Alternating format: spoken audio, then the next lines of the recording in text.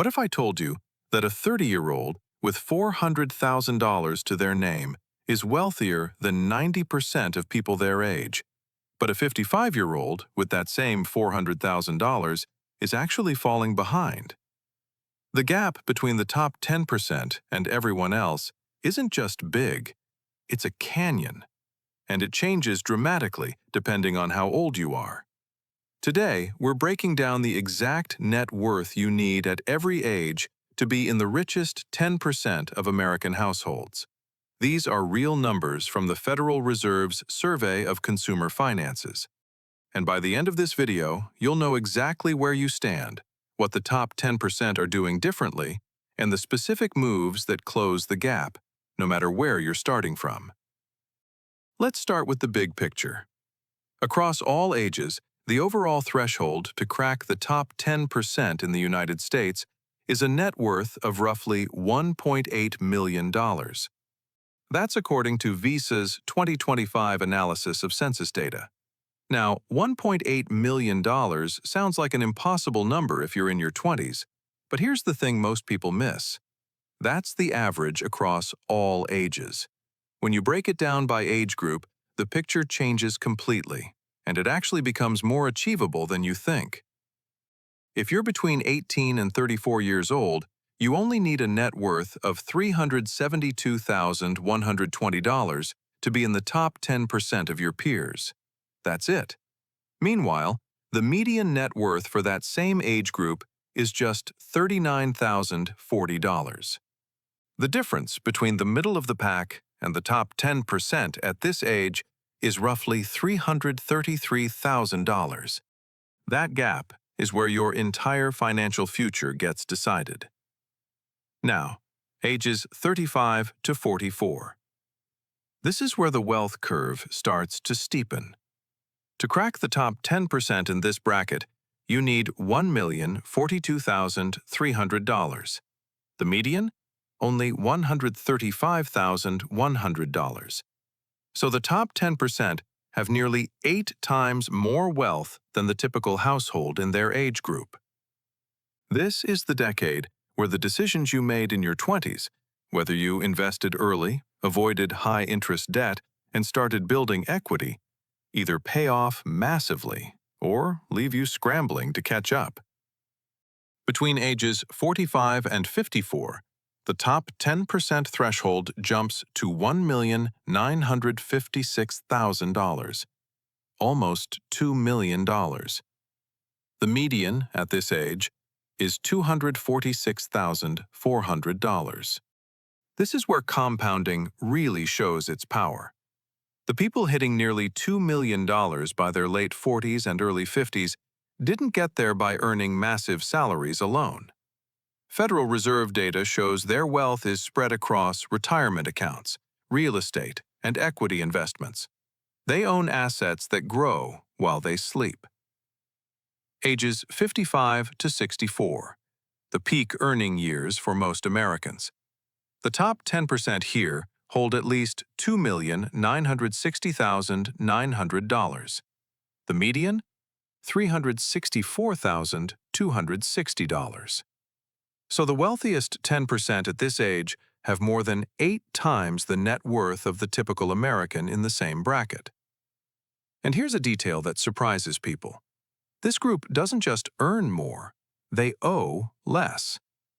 The top 10% carry almost no credit card debt and very little in auto loans. They kept their liabilities low, while their assets compounded for decades. Between ages 65 and 74, the top 10% threshold actually peaks at $2,997,300, just under $3 million. But after 75, it dips slightly to $2,681,400. Why? Because retirees start drawing down their assets. They're spending what they built. That's exactly how it's supposed to work. Now, here's where most people go wrong when they see these numbers. They compare themselves to the top 10% across all ages, get discouraged, and do nothing. That's the worst possible reaction. Because the data also tells us something incredibly encouraging. From 2016 to 2022, the bottom 25% of households saw their net worth grow by over 2,800%. The biggest gains didn't go to people who were already rich. They went to people who started from near zero and made consistent changes. So, what exactly separates the top 10% from everyone else? It comes down to three patterns that show up over and over in the data. First, they automate their investing.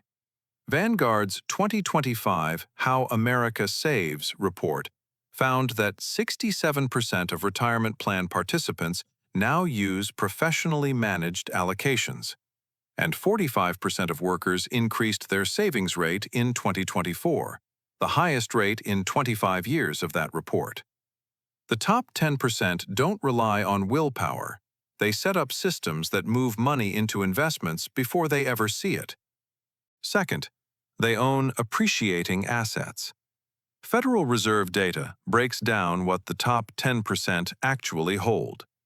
About 30% is in primary residences, 25% in retirement accounts like 401ks and IRAs, 15% in stocks and mutual funds, and 12% in private businesses. They don't park their money in checking accounts. They put it into things that grow.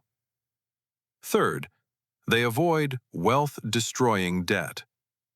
There's a massive difference between borrowing to buy a home that builds equity and borrowing to finance a lifestyle you can't afford. The top 10% understand that every dollar paid in credit card interest is a dollar that can never compound in their favor. And here's the part nobody talks about. Even making it into the top 10% doesn't guarantee you'll feel wealthy. A 2025 Harris poll found that nearly 1 in 3 households earning over $200,000 a year described themselves as financially stretched or struggling. 64% of six-figure earners said they were in survival mode. That tells you something profound. Wealth isn't just about the number. It's about the gap between what you earn and what you spend. It's about having a system, not just a salary. So here's your action plan. Calculate your net worth today. Add up everything you own. Subtract everything you owe. Compare it to the benchmarks for your age group. If you're behind, that's not a reason to panic. It's a reason to start. Increase your savings rate by even 1% this month. Open an investment account if you don't have one. Set up automatic contributions. Cut one subscription you forgot you were paying for. These aren't dramatic moves, but done consistently over 10, 20, 30 years, they are exactly how the top 10% got there. The gap between where you are today and where the top 10% sits is not a wall, it's a path. And every single step you take on that path counts. If this video opened your eyes, hit subscribe and turn on notifications. Drop a comment and tell me your age group and where you stand compared to these numbers, and share this with someone who needs to hear it. Thanks for watching, and I'll see you in the next one.